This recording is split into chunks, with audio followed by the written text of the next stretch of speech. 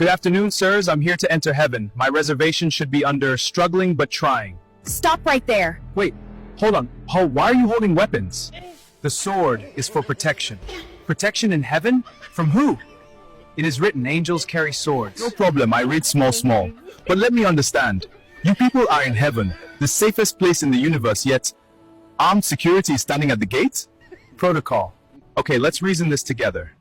If heaven is perfect, if there's no evil, if everything is peaceful, then who exactly are you planning to fight? Wait, is there something you're not telling us down there?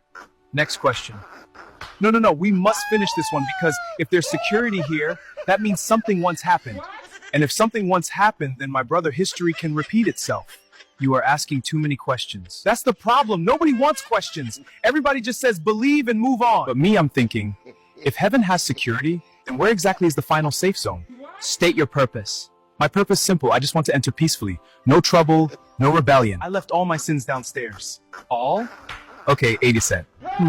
But this sword matter, it's bothering me.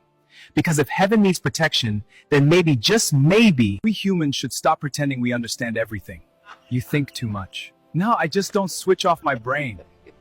So, am I entering or should I go back and rethink my life?